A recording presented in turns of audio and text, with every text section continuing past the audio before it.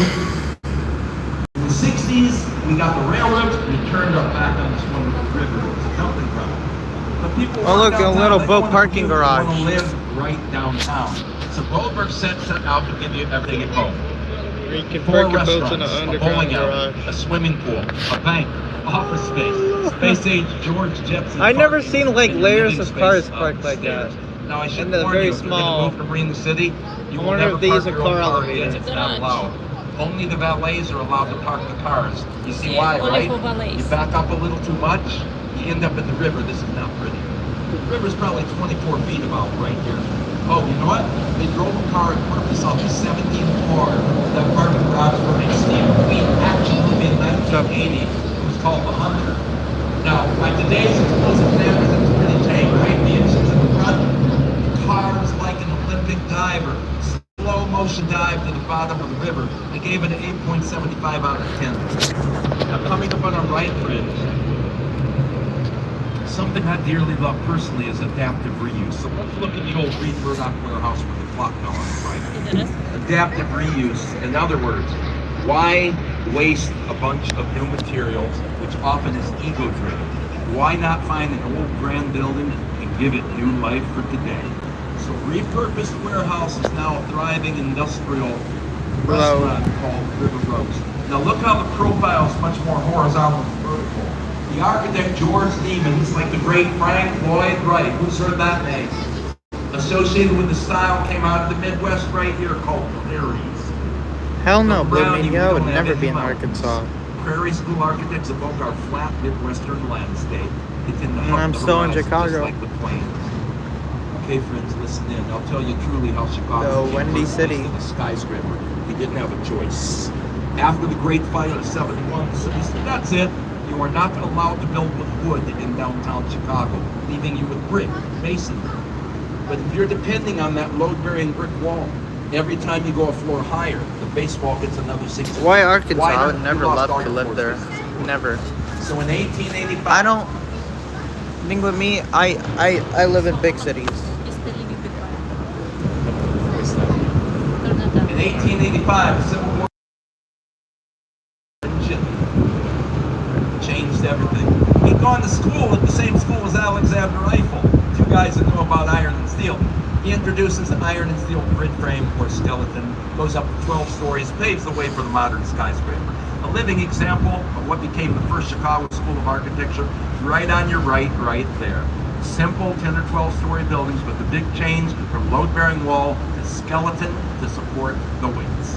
And now get ready on our right, friends, for the style that put the roar in the roaring 20s Art Deco, the 1930 Chicago merchandise mart. Art Deco is rather sleek, came out of Paris in 1925. Talk about Art Deco, you can think of Scott Fitzgerald, the Great Gatsby, the Jazz Age. America, early 1920s. Unbridled optimism and prosperity.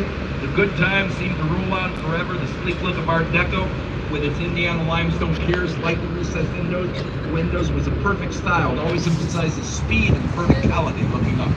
Oh, by the way, the largest structure in America prior to the recent Pentagon, commissioned for $38 million by the Marshall Field Department Store. They dreamed of a giant wholesale market and got the Great Depression instead. Let it go for $13 million in 1945, selling it to Joseph Kennedy, the father of our late president and senators. Now, Joe walks inside, and he realizes you can fit, are you ready for this? 73 American football fields would fit inside those walls. So he brings in the perfect clients, the furniture design trade. You got buyer showrooms, you got trade shows like Neocon and retail stores across. Have your cameras at the ready. You can't take a picture right, a bad picture right here at one point. The birthplace of downtown Chicago where the 3 branches of the river meet, coming from the east, north branch right, south branch left, is a showplace for our grandest architecture. Now, one of my favorite photos is what you see right in front of you at River Point with that red sculpture by Spanish architect Santiago Calatrava, and that's the encapsulating the riverwalk environment under the arch. So if you look at the building on your left, 333 West Wacker Drive, the Nuveen building, that set the bar high. It was built in 1983. It understood what you do when you're on the river. That's contextualism. Everything relates, right? That building said, yo, you're gonna build around me, bring your A game, and everyone has. Wood Point Tower complex on our right, Wood Point South over the next Salesforce. And then let's go back to the Riverpoint building in front of us. I want you to catch something here. Look at the arch at the bottom, which was actually inspired by the great St. Louis Arch, our neighbors to the south. But look how the arch is complemented with an inverted parabola at the top. See the whole shape of that building? Who do you think understands this building the best? Little kids. Little kids took one look at this building and they nicknamed it the Hot Pockets Sandwich Building, because it looks like the microwave heating sleeve for a popular American pastry, or maybe a McDonald's hot apple pie. Let's consider philosophically, what is a nickname? A nickname is you searching for gestalt, common ground. A building's nickname is always an image from your common experience applied to the new shape you're trying to understand. I'm not kidding about this. Just like those little kids in their Hot Pockets wrapper, a rather famous Chicago architect and structural engineer, they got an image stuck in their head of a bundle of sticks that you would wrap together for strength. So what did they do with that bundle of sticks? They turned it into the tallest building on the planet Earth for the next 24 years. That would be the Sears Willis Tower. We're going to see it on the south edge. Hey guys, want to keep the inside voice if you can. Porthole windows on our right, my friends. Look at that little Y. That's called Chicago's municipal device. And you'll find it on the green seal for the city. See the Y? That's right where you're at. It's the three branches of the river coming together right here. We're going to tour just a bit of the north branch, a working industrial river in the midst of a residential renaissance. Let's look at the building on our left, Harry Weiss's 1981 Fulton House. Look at those walls. This building was built in 1898. It was refrigerated for 70 years. Can you imagine forgetting to defrost your refrigerator for 70 years? A bit of buildup.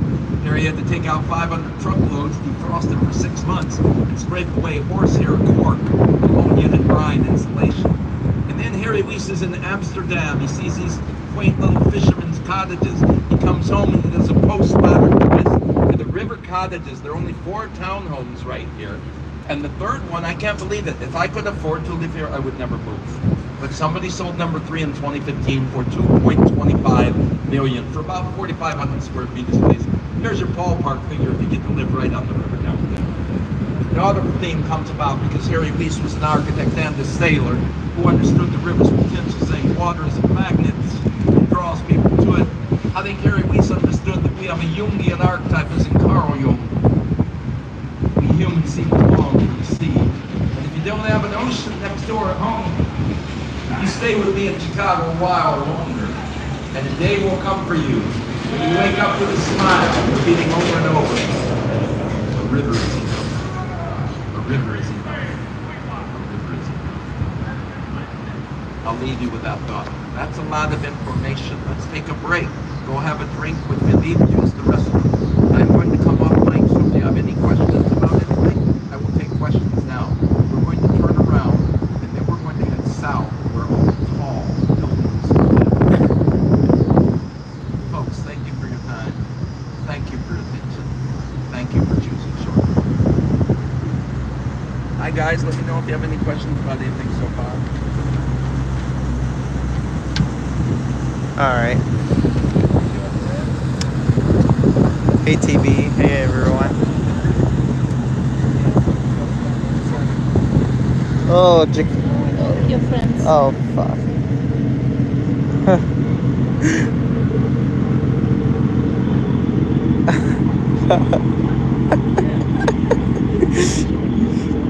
Looks like we're getting swatted. Kidding, I'm kidding. Take a chill. And boat.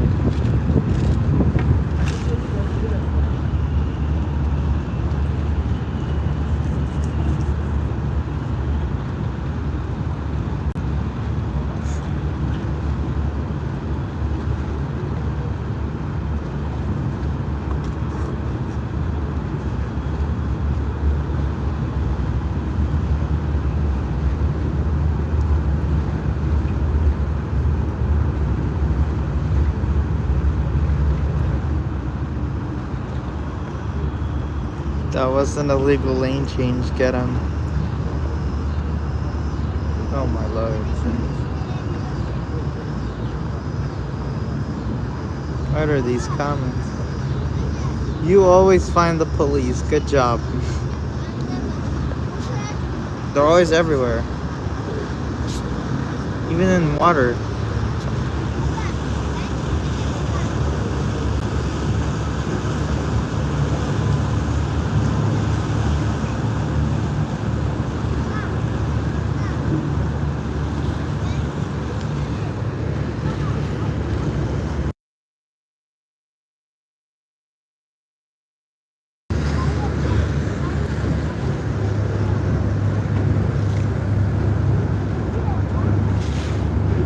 Yummy allergy.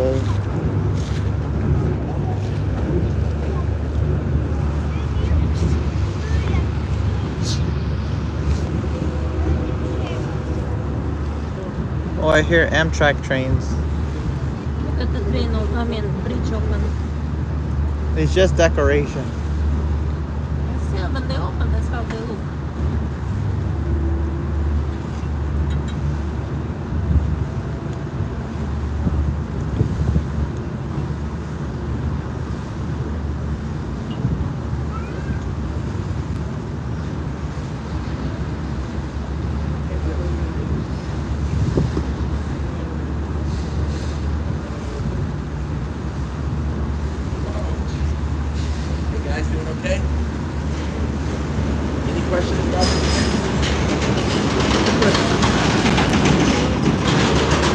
See, it's a decoration bridge. You can see how they open. got out. The whole thing is up. The fire started. Yeah. That's just built like that. Folks, this is a piece of history. This railroad bridge is a single-lead bascule bridge. You can see the counterweight. This was the first depot in Chicago. The other one has to be seated for safety. Yeah. 1908 to 1990s, you still go right across the river here. Today it's a piece of urban art. Now I like that it's still around and got landmark status because in Chicago, as I say, you don't forget where you came from. And we celebrate our industrial heritage. It was no accident that Chicago became the railroad hub of America with almost 3,000 miles of tracks. That was planned. We said, don't choose a southern city, bring that train through Chicago. What do you need? We gave them all this prime riverfront land for absolutely free. That meant if you were crossing America from New York out to California, you had to change trains in Chicago. And when you got off a train in Chicago, it was magic. You could feel your wallet getting lighter before you took it out of your pocket.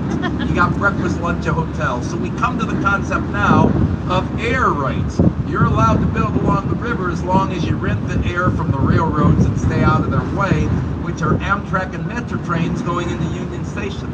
Look at River Point one more time. Those porthole windows are artistically pleasing, being portholes on water, but the engineer in me loves them most. Look closer, they're exhaust fans, because that's a land bridge built right over the Amtrak lines, going through its heart. I wonder Now if these the bridges trains also move because the trains go over the bridge. building look like an inverted pyramid or a giant mechanical pencil, 150 North Riverside. Railroad tracks on the west, river east, only a 2-acre footprint. Challenging site. Ketchen Partners, innovative firm, says we'll give you a building inside of a park, expand as we go up. So check this out. They're only using 25% of the base, cantilevering 8 floors in, then they go to 54 full stories. Wait just a minute. If you cut away your outer walls, what do you think is actually holding that building up? They're working on the same principle I'm getting back to by doing yoga and Pilates, a stronger central core. Your core posts are called caissons, watertight box-like structures filled with concrete. And because Chicago and the Great Lakes were carved out by glaciers, this soil is very soft. If you want to anchor a building in Chicago, you better drill. Down, down, down, down, down. Thank you, Jeff Beck. 110 feet in bedrock. Photo op. Get ready? You can wave yourself. You can see the boat right up there. There we are in the reflection of the glass. Now this same firm, Ketchen Partners, also did the Bank of America building on their left, topping out at 815 feet. For the Bank of America building, I like to say you can have your cake and eat it too. you have to solve two problems. You have to leave room for the riverwalk, but you have to make sure you're covered for your employee space, right? So look what they did, the overhang. The employee space is inside, you do it up here, they don't interfere with the riverwalk. I will tell you a secret. My favorite part of this building, look right at eye level at those beat-up corrugated aluminum plates. You see, to make room for this fancy new building, they tore down General Growth, a post-World War II industrial building modeled to look like a river barge. Let me be honest, the building they tore down was not pretty. Nobody cried when it went away, but it was history. In Chicago, don't forget where you came from. So is that cool or what? They salvaged the walls of the building they destroyed, giving them a second life as part of the Riverwalk design. Now look at this, we have a wondrous corridor of that sleek, massive Art Deco look, beginning on our right with the Chicago Daily News building, earned its nickname in 1929, the Great Chicago Sphinx. The two clock towers coming out would be the paws, the rest would be the body. Egyptology was an influence on Art Deco, because historically they had first begun to explore King Tutankhamen's tomb in 1922. So you know, pictures of the Great Sphinx were in the newspapers all the time. You could almost say back then the Great Sphinx was a meme. But sadly, the last time Doctor Who and I were in 1922, nobody understood what a meme was. Now on our left, also Art Deco is the Civic Opera building, a perfect marriage of pragmatism and art. You start with the Opera House, but surround yourself with corporate towers. That way, if the play doesn't do so well, the opera's also the landlord. Still got money coming in. Now after 1930 and Art Deco, architecture in America takes a holiday for 25 years. And I bet you know the answer why before I even say it. How about the Great Economic Depression followed by World War II? And then after the war, the Bauhaus architects from Germany all start coming over to the United States.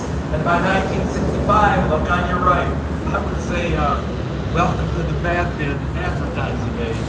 Modernism is the order of the day.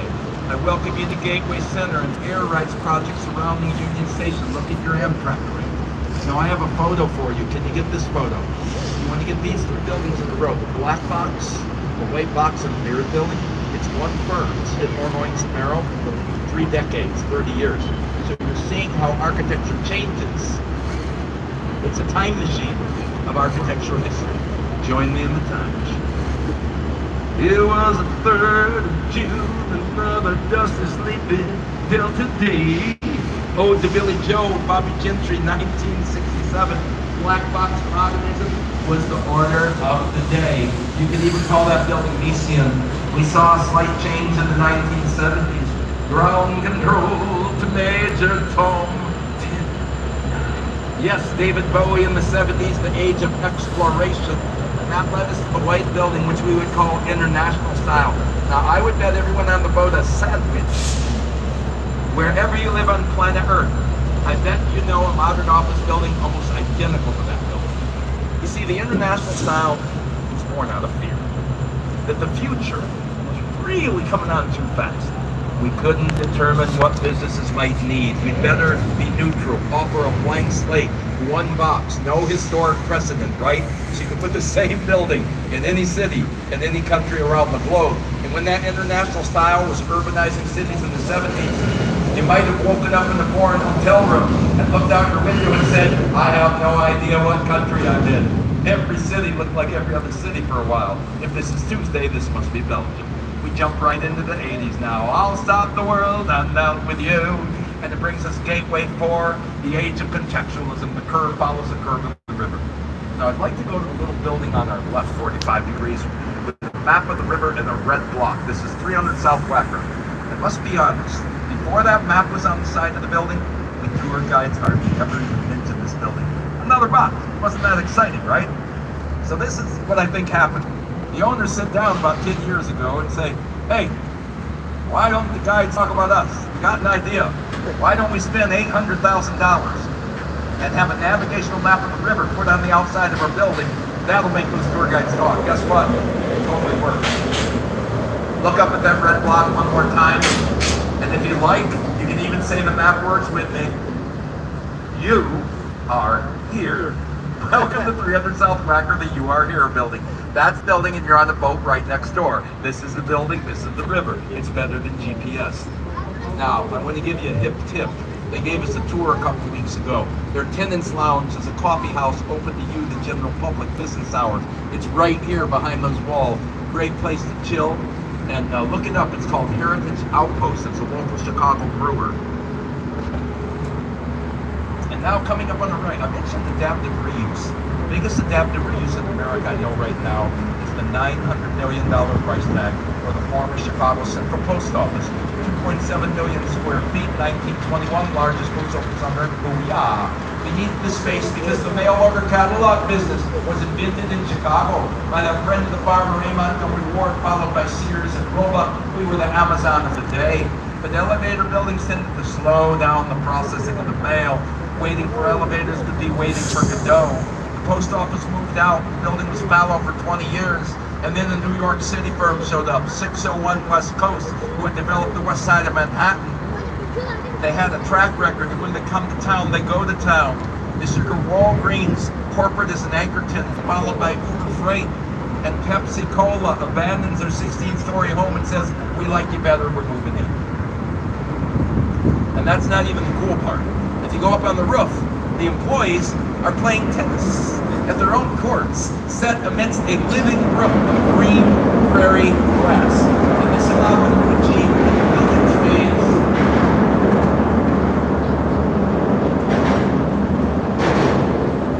I like to do a poll every now and then just to see if people know. Has anyone ever heard the word LEED certification?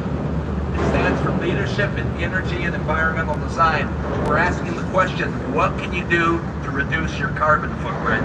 The one thing you can do is add a green roof to an office building. Look to your left, Shum, the tall buildings drop off because the business district is behind us. And you had borders back in the day. River north, the lake east, south, and west, you had elevated tracks. Necessity was the mother of invention. We couldn't sprawl out, so we sprawled up. And can we tip our hats to Mr. Otis and the Otis Elevator Company, because they came up with the elevator brakes, and that made the skyscraper possible. Oh, I did have a gentleman from Minneapolis in the state of Minnesota take my tour, and he said, "Hey Kevin, Otis Elevator has a regional office in Minneapolis." I said, "Do tell." He said, "It's very, very sad." I said, "Why is that?" And he said, "Because Otis Elevator's office in Minneapolis is housed in a one-story building. They're an elevator company, and they do not have an elevator." This is what we call irony. If you lived here, you'd be home by now, my friends. Now, high-end living on the South Branch is the Reed. It stands right next to a Pioneer. Look at the curve building, 1986's River City, modeled after a snake. Curvilinear design screams the architect's name, Bertrand Goldberg. Can you see it? The same architect who did the Corncob Towers we looked at earlier. Bertrand Goldberg was a modernist who thought outside the box, pun intended. He wrote in his journal in the 60s, "I rebelled against the straight line in a century of static," and he would often quote the greatest free-thinking architect, one of my heroes from Barcelona, Spain, Antonio Gaudi, who would often say, "There are no right angles in nature."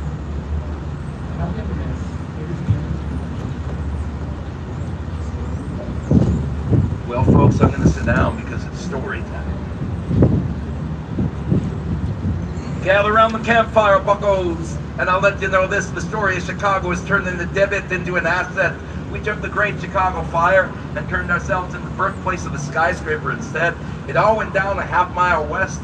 As soon as we passed this power plant, which is the only place I personally have seen a coyote while giving tours, as soon as you pass it in the distance, you're going to see the red antenna of the Chicago Firefighters Academy, where by dawn's early light or twilight's last gleaming, firefighters get their training, yeah. I want to share something with you. I want to bend your ear. That's lovely. I would like you all to leave this boat understanding the greatest irony of the city of Chicago. And the greatest irony of the city of Chicago would be, where do you think they went and built the Firefighters Academy, Boyle? Don't you know they put it right on top of Patrick and Catherine O'Leary's barn? Firefighters get their training in 2024 at the same spot where the Great Chicago Fire started on October 8th, 1871. But sure, there really was a sweet Irish lady named Mrs. O'Leary selling milk in the neighborhood. But no, Mrs. O'Leary and her cows had nothing to do with the fire. No cow kicked over any kerosene lantern. That was a hoax, a myth, a lie. The story about the cow was made up by Michael Ahern, a newspaper reporter, 2 weeks after the fire to sell newspapers on a slow day. No truth whatsoever. But he didn't admit it until 1893, 20 years later. He's being interviewed during the World's Fair, and he's kind of like, oh yeah, the O'Leary story? Yeah, that was one of mine, like he deserved an Oscar or something. It was too late. The legend of the cow had taken on a life of its own.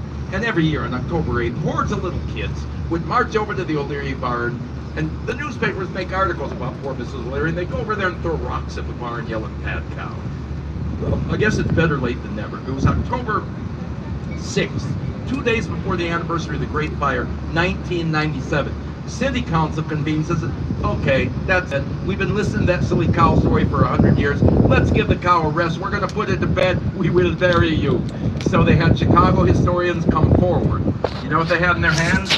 The original interviews that Mrs. O'Leary had given to the police in 1871. And they proved that Mrs. O'Leary and her cows were sleeping that Sunday night at 9 p.m. So please leave the lady alone, and instead maybe you should look at the O'Leary's neighbor. Now, who was the O'Leary's neighbor, you may well ask? Who's O'Leary's neighbor? Thank you for that question. He was evidently a shady guy of questionable character who went by the moniker of Peg-Leg Sullivan.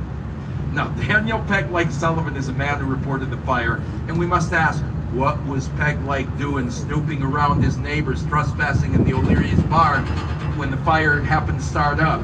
Looking for cerveza, trying to steal the O'Leary's keg of beer, starting a small fire perhaps as a distraction to his beer stealing crime. Oops, it got out of control. So Mrs. O'Leary and her cows were finally exonerated of all guilt. They had a big proclamation in 1997, handed it Mrs. O'Leary's living descendants. One of her living descendants, the theater director of Chicago, Carissa Barreca, was a tour guide with me here right at Shoreline. I love it. Welcome to Chicago, or if need be, talk to me. I'll get you a pardon for your boat wine. Now, I must say, the Great Chicago Fire lives on in my mind. You know where it lives? In my pineal gland. It opens my third eye. I'm having an epiphany. You see, I believe that Great Chicago Fire was such a turning point in Chicago's history. Mythopoetically speaking, it gives even we present-day Chicagoans, myself, my crew members, my bartender captain, oh my captain, and all Chicagoans, our spirit, our mental, our will to paint you a picture. Gaze in front of you, imagining it's October 7th, the day before the Great Chicago Fire. You take a deep breath and you look at the beautiful, wondrous Chicago skyline. Now blink your eyes, and it's 36 hours later. And 1/3 of that beautiful skyline, 17,450 buildings are gone in a puff of smoke. That's your fire. The builders do not wait. The fire burns itself out by Tuesday morning. They slog into the ashes of the fire district. Only 14 buildings off the horizon. But they're Chicagoans with the I will spirit. And they look north from the Wrigley building, where you can walk in 15 minutes. I timed it out in the snow for you last winter. Down the magnificent mile to Chicago and Michigan Avenue, to your visitor center, the Water Tower, the building that was a sign of hope to rebuild the city. Now, you can't miss the Water Tower. It's a little yellow castle, looks like a rook from a chess set. It was built in 1869 as a standpipe for the water pumping station across the street. And when the Great Fire of 71 comes roaring downtown, the Water Tower says, no thanks, I'm going to stick it out. It escapes the fire without a scratch. The builders gaze upon it with a common thought. We will rebuild this city. And that becomes forevermore that Chicago motto. I will. And the I will spirit does indeed give us the tallest building in the world. For 24 years, in front of you now with its antenna, the Sears Willis Tower. Old school Chicagoans like myself always knew that as Sears Tower, even when they moved to the suburbs. But in 2009, London-based insurance brokerage the Willis Group took over only 3 of 100 hidden stories, and without asking us, the city allowed them to rename that building Willis Tower. A hard pill to swallow, but I have come around. I will accept you have renamed my building Willis. You spell that word W-I-L-L-I-S. But if you are a Chicagoan, you pronounce that word Sears. This is how you say it. 1,451 feet, architect Bruce Graham, and from Bangladesh, first engineering partner for Skidmore, Owings and Merrill, Dr. Fazla Khan. The bundle of sticks in their head becomes the bundle tube construction 9. Number 9, contiguous steel tubes, each is 75 foot square. 2 stop at 50 floors, 2 at 66, 3 at 90, the final to 110 stories. You reduce the mass of the building because you're in the Windy City. Although our nickname Windy City had nothing to do with wind, it referred to our early politicians. They would never shut up. They were always bragging about how great Chicago was. They were like me, full of hot air. But this is a windy city with 81 mile an hour winds. You must deal with that. I gaze daily upon my Sears Tower. I consider the wind. And I do remember the words of the great Chinese philosopher Lao Tzu. Writing in the Tao Te Ching, can one learn to be flexible? Can you follow the way of nature, the Tao? Can you yield and overcome? Can you bend and remain straight? Yes, my Sears Tower follows the Tao. It has a sway factor of 3 feet. If you give me the wind, I will give you a building that can wave hands like clouds. It can move 18 inches left to right. Tallest building in the world for 24 years. What's the tallest building on Earth today? Almost twice that height. 2,770-foot Burj Khalifa, Dubai. Designed by a Chicago guy, Adrian. I'm going to switch gears slightly. Friends, I want to encourage you, wherever you live on planet Earth, support the public arts. It will upgrade your quality of life in every resident, every visitor. Support the arts. And I want to show you something from France. We have a great mural team from France, Petra and Ella, and they go all around the world doing public art, so we have a mural to look at. It's called The Native American. I'm going to sit down so I see. Yeah, how close we are. Okay, you can see the top half. There it is. Native American, lost in Chicago, dreamer. And look at the hand in the eye of the dreamer. And the eye of the dreamer wants us to look to that statue. That is Ceres, the Roman goddess of grain. For my Batman friend, that was Wayne Enterprises in the movie. They made it look like it had a big lawn. Board of Trade, 605 feet. Art Deco, 1930. Tallest building in Chicago for the following 35 years. John Storrs never gives Ceres a face, just a flat plate. Who would see it way up there? By the way, I must name the artist, John Storrs, every tour I give for the rest of my life. Because one day I forgot to name the artist, and a young man got off the boat and showed me his driver's license and said, "Hi Kevin, I wondered why you did not talk about my grandfather."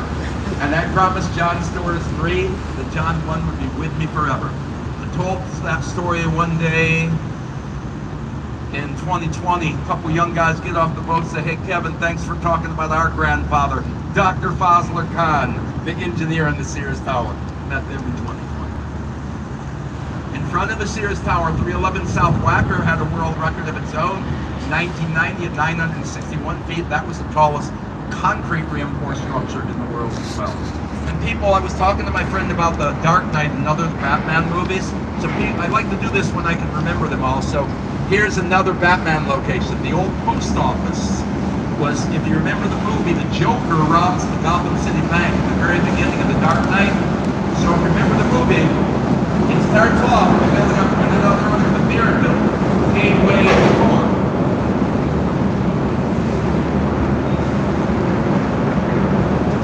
So you see the Joker in there, he breaks a window, he shoots an arrow with a zip line, and he gets on the cable, and he slides into this, which was the Gotham City Bank in the Batman movie. That was one of the locations.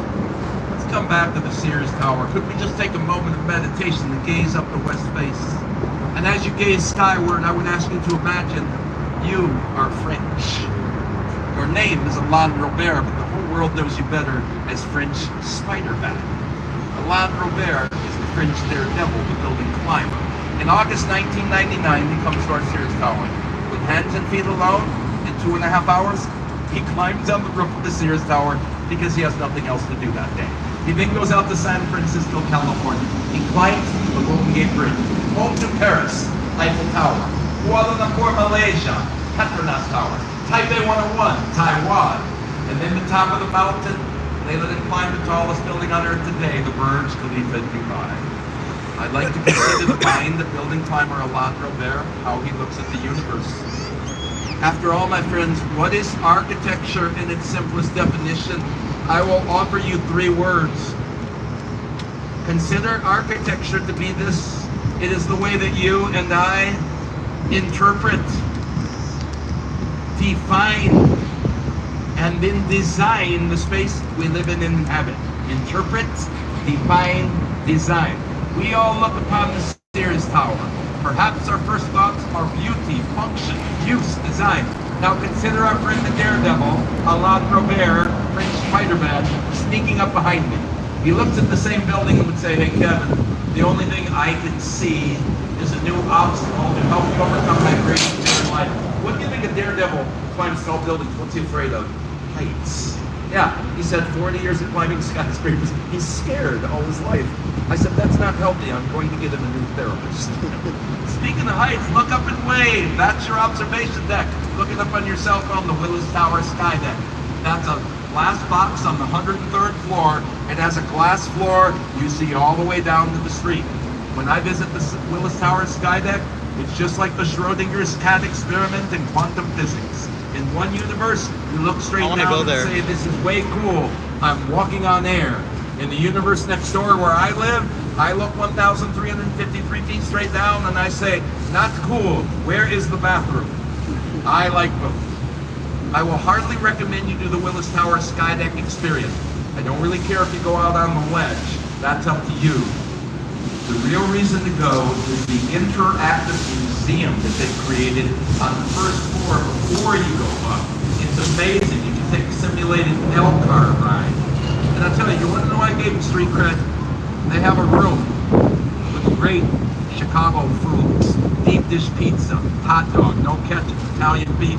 When I walked into the food room, the first picture I saw was a jibarito. And a jibarito, my friends, is a true 1996 Puerto Rican Chicago invention. It is a torta, a sandwich, in which you do away with the French bread and smash everything between fried and plantain. It's messy, it's delicious, and it is joining the pantheon of the greatest street foods of Chicago. Hey, let's go to the building with the serrated corners. This is my favorite engineering story on the river. The former Chicago Mercantile Exchange Center. Who's ready for engineering? All right, let's do it. So think back to the 80s movie Wall Street. You know, before digital trading, financial traders screaming at each other, throwing hand signals, buy, sell. That was this type of a trading floor. 240-store office towers, 40,000 square foot column-free trading floor. The ceiling struts horizontally supported by the load-bearing walls on each end. That probably would have been okay until they increased office space. So look up. See how the top 34 stories expand out.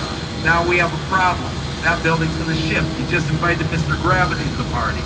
Let's go for the building to my own arms for time-lapse photography. These are your towers.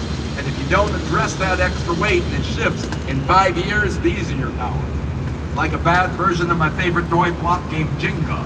Now why didn't that happen? Because of mathematics. Alfred Benesch and Company from the former Czechoslovakia was a structural engineering firm. And they made this change.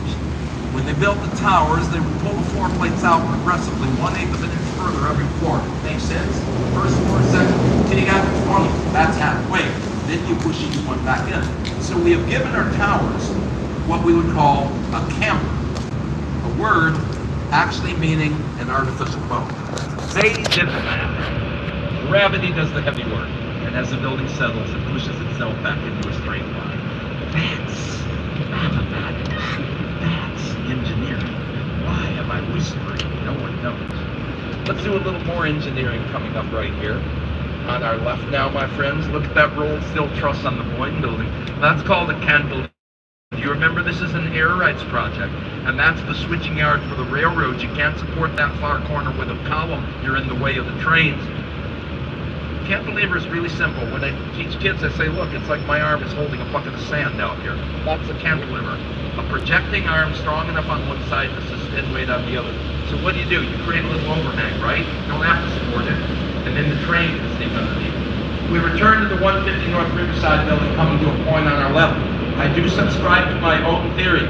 Nicknames will help you understand the building. You have to choose the right one. I heard 3 for this pointed building. First person sees it coming to a sharp point and says, aha, the guillotine building. I say, I can see that. No, that's a terrible nickname. The second person says, tuning fork. I say, I hear you. Closer.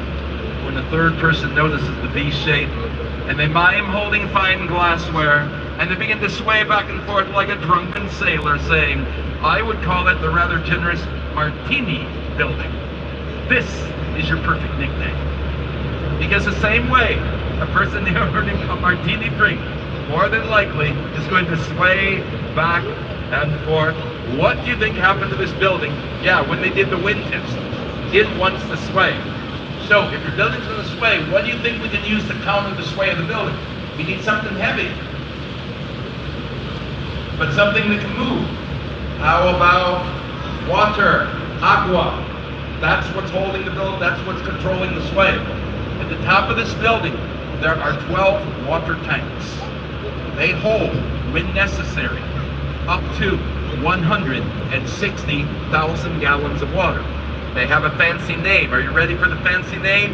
Inertial slosh mass dampers. It's just a shock absorber.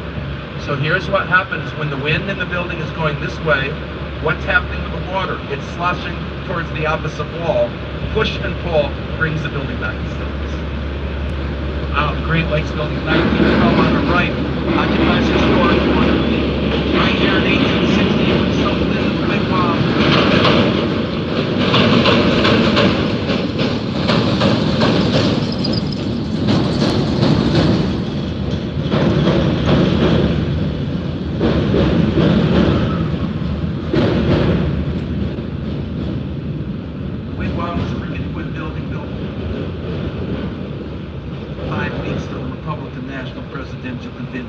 Its purpose was to see that one Mr. Abraham Lincoln received the nomination to run for presidency. A lot of mojo on this bank of the river, where you see the Riverwalk lawn in 1833, would have stumbled into a barracks with a pig wallow for a street, the Sauganash Hotel. Sauganash is Native American Potawatomi for English-speaking Canadian, and that referred, actually, to Billy Caldwell, who was of both Irish and Mohawk descent, and he was a liaison between the First Nations, the indigenous people, and the settlers who were coming in. Now, his best friend, Marc Beaubien, was a French-Canadian by way of Detroit fiddle player, and Marc Beaubien ran the hotel, running around with a fiddle saying, I'll fiddle like a devil, keep a hotel like hell. Yay! Well, my friends, 13 electors sat down in Beaubien's hotel, and they took a vote to become a city one day in 1833. 12 yay, 1 nay. So Chicago's birthday, this will be on the test. March 4th, 1837. And what stands on that hallowed ground day but the beautiful Nuveen building? We're movie fans. This is where Ferris Bueller's dad worked and watched the parade and the most popular teen movie comedy ever shot in Chicago. If you've never seen it, I do believe it's on cable TV every night of the week. It was called Ferris Bueller's Day Off. Bueller. Let's talk about our deco Bueller. Let's come back to the merchandise mart.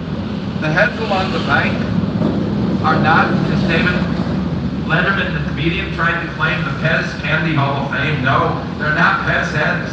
They're merchant princes like Marshall Field, W. Ward, A. Montgomery Ward, which is actually added by Joe Kennedy when he got the book.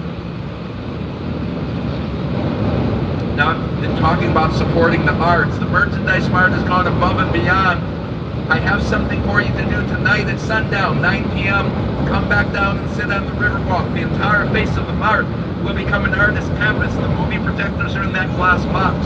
You may go to the website right now, artonthemart.com, and the soundtrack will sync up with your cell phone. And the merchandise mart understands that art is like bread, it will feed you. They have committed to 30 years of public art. When it opened 5 years ago, I saw a herd of zebra running across the mart. But my most favorite night of all time, my favorite Mexican painter, Frida Kahlo, was featured larger than life. And public art ties right into the Riverwalk in our public space as well along Wacker Drive here.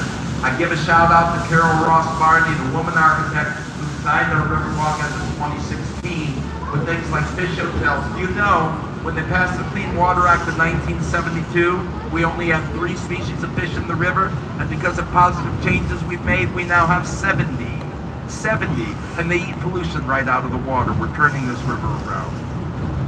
Carol Ross Barney was building upon the work of Daniel Burnham, the man with a plan. He knew the river could be a second lakefront. Burnham, watch the great cities around the world. What do you see, man? They rise up along a river because a river gives you industry, wealth, and spirit. But then you will see industry on water go to land. And you see a river go from industrial to recreational. You see what I'm getting at? Burnham saw Chicago's future 100 years ago. He wrote it down. He says, do this. We did that, and we have the riverwalk today. I cannot overemphasize how much I think public space and communication upgrades the quality of life for any city. I have a great book to recommend by the historian Irene Vallejo. It is called Papyrus, about how we first started writing. So I'm reading about the ancient ruler Ptolemy and the great library in Alexandria, Egypt.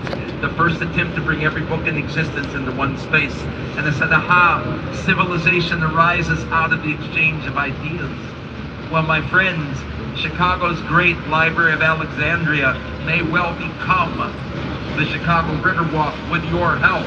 People of the world, introduce yourself on the Riverwalk, start a conversation, further civilization. Is that a high ideal?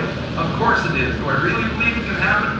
One-on-one conversations on the Chicago Riverwalk? With your help? Yes, yes I do. Meanwhile, if you're working in modernism, don't go overboard celebrating structure or you will slip into brutalism.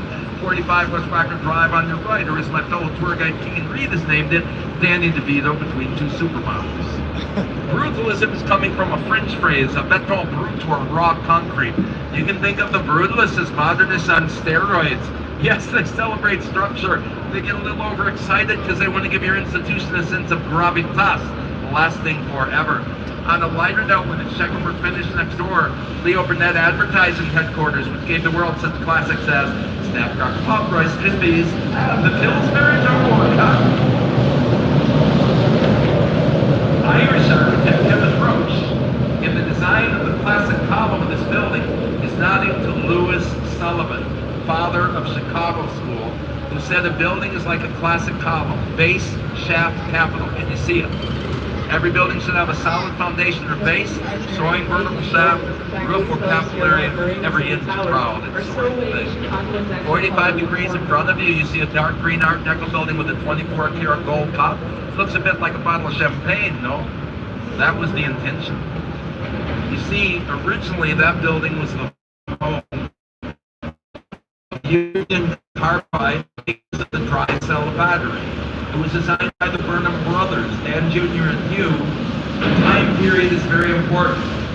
The age of prohibition, legally you couldn't get a drink with popcorn on a bottle of bubbly champagne, but there was no law in being ironic and making your building look like a bottle of champagne as editorial copy.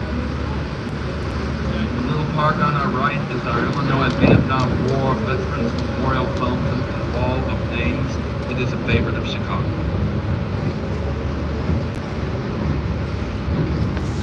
Folks, I got to take a drink of water for a moment, and then let's look at the Wrigley building and come under this tree.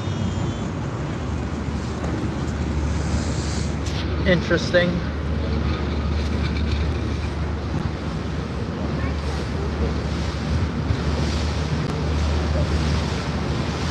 Now, as we look at the Wrigley building again, the tiles cladding it are terracotta, the most popular cladding material for skyscrapers after the Great Chicago Fire, because terracotta is baked earth, fired clay, and that made it fireproof. Now, that's functional. From an artistic point of view, you can also color and glaze terracotta like an artist. Did you ever actually watch a painter work a canvas? In my somewhat bohemian youth, I moved in with a painter. She taught me a lot, and a little bit about painting as well. Now, the great painters have shading technique. Diversity of color is more interesting to the eye. Charles Biersman, architect of the Wrigley building, wields a terracotta tile the way Monet or Renoir wields a brush. 6 shades getting lighter as they go up. And coming up next, like a Gothic cathedral, Tribune Tower. 1922, Colonel McCormick, publisher of the Chicago Tribune newspaper, which he claims is the world's greatest, should have the world's most beautiful office building. Backs it up with $50,000 first prize money. Howls a new New York City wind, inspired by the Gothic cathedrals of France and Belgium. The newspaper has left the building, it's gone condominium. You may live there for $700,000 to $7 million. Join me and my other passengers as we acquire the penthouse and change our last name to the Adams family. Sweet. We'll all be living up there in Gothic style. Walk the Mac Mile by starting at the Wrigley building. Go directly downstairs and find the Billy Goat Tavern. Inspiration for a very famous John Belushi Saturday Night Live sketch. Cheeseburger, cheeseburger, cheeseburger, no fries, no Pepsi, Coke, and order that legendary cheeseburger even today. Stand at eye level with Tribune Tower and you will find a piece of the Taj Mahal, the Great Wall of China, Westminster Abbey, Notre Dame, and the Alamo before your very eyes. Keep walking until you find the Water Tower, the little yellow castle that escaped the fire. A quick nod to NBC Tower, Chicago, 1989, Adrian Smith. Postmodern Art Deco, or what we might actually call Echo Deco, because it looks so much like the original 30 Rock, the GE building in New York. At this point, friends, I must ask you look directly left. You don't want to miss this.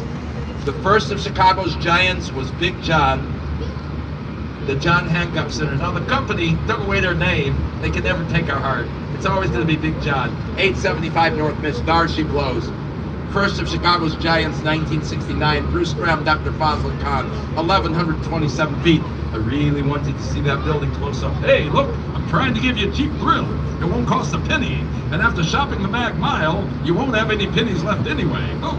So, you want to stand on the street below Big John and gaze skyward. You will feel like you are flying, even though your feet are on the ground. That's the power of art and architecture to move us. Now look on your cell phone, Chicago 360. There is waiting for you on the 95th floor an observation deck, a glass box with 8 windows. You will get in standing up, holding on to roll bars with 7 other guinea pigs. They will start the motor, and the axle will turn, and your little box will come 30 degrees into thin air. It's not my cup of tea, it might be yours. Like a wave in motion, the building on our right was Jeannie Gang's first skyscraper, Aqua Tower. Louis Sullivan of the Chicago School famously said, form follows function. The function for Jeannie was that every floor of this mixed Radisson Blue hotel and condo building should have great views. So notice the balconies, every single one is different. Form follows function. The function for Jeannie is everyone should have great views. So they set up, with her assistants, an entire tabletop model of Chicago. And every time they found a great view, they would point the laser back towards the model of Jeannie's building. If the laser went into a window that was already there, everything's copacetic, as Bill Robinson used to say, everything's cool. But if it hit the wall, Jeannie would say, well, there's a view there, I don't have to be the same. So, good view on 54, yeah, pull that balcony 2 feet to the left. There's another view down on 38, push that balcony a foot and a half to the right. And they went around. Every balcony is adjusted for great views. Now there's a beautiful Vermont granite fountain coming up on our left. This is called Centennial Fountain, designed by Ludwig Mies van der Rohe's grandson, Dirk Lohan, in 1989 to commemorate the Chicago Metropolitan Water Reclamation District and their longtime director, Nicholas J. Balash. The Water Reclamation District achieved one of the 7 engineering wonders of the United States, in a way making the Chicago River unique in all the world, because it is a river that runs backwards, away from the lake. Chicago. The name of the river comes from Native American Chicago, which a Potawatomi gentleman translated for us as, man, that river stinks, probably because of the wild onions going up and down the bank. In 1673, Father Marquette and Louis Joliet arrived here exploring for France. Their river guide, a 10-year-old Native American boy, showed them a shortcut through the continent. You see, at the end of the south branch of this river, there was an eastern continental divide.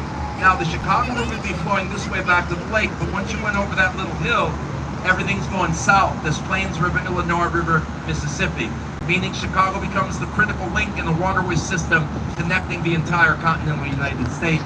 The 1848 Illinois-Michigan Canal eventually makes us a boom town of 1 million people by 1890. But 1 million people in being hog butchered to the world.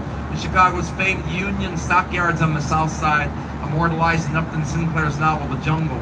And all the meat packing plants and all the people use the river as an open sewer, which pollutes our drinking water, causing repeated typhoid and cholera epidemics.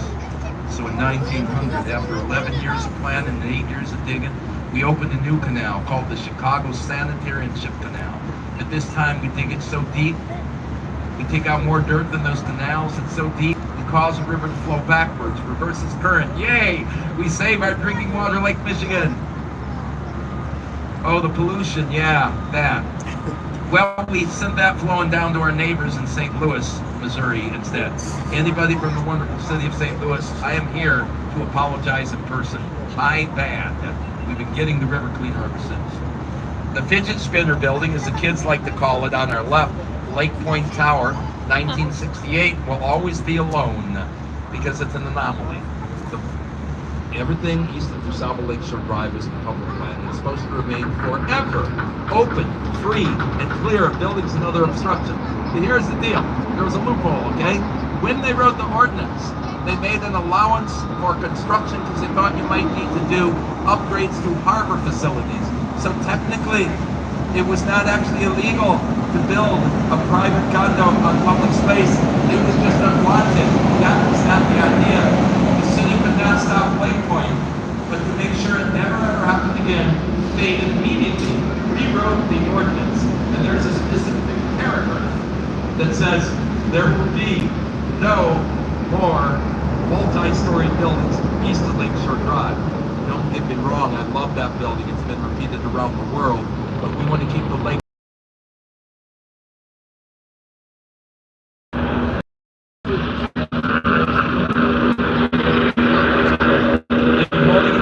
Since 1938, in every Great Lakes state and Canada, sued Chicago for reversing the river and maybe allowing a fifth of the fresh water of the planet to drain unfettered to the Gulf. We monitor that now, how much is escaping barrels a day.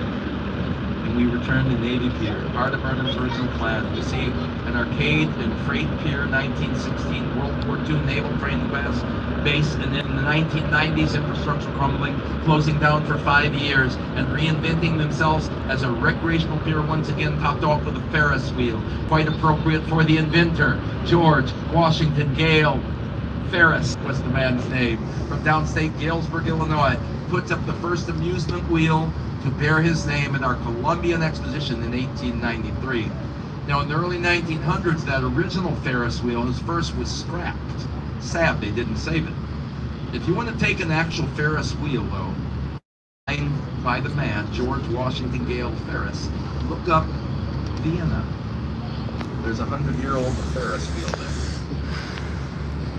And friends, one picture's worth 1,000 words. We're going to turn the boat now. This is your photo spin. I'm going off mic to rehydrate. I need to drink some water. I will be back to remind you to sit down for docking and to end the tour with a special treat of my own. But until then, gather up your personal belongings, trash, get ready to throw it out, settle your bar bill, use the restrooms, and let's get those souvenir photos. I'll be back.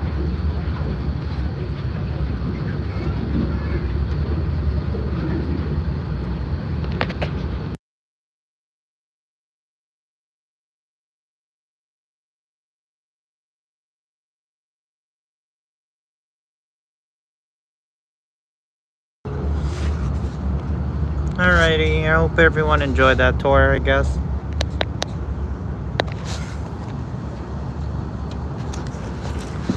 Here's the view.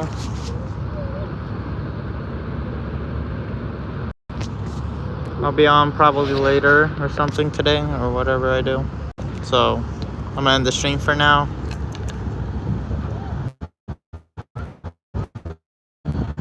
Hope everyone enjoyed it.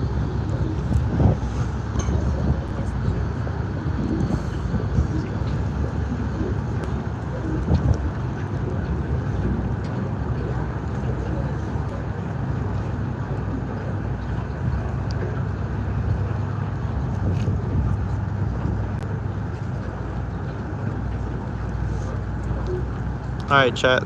I'm gonna end my stream for now. I'll be back later. Hope you all had a good time. Alrighty. Bye.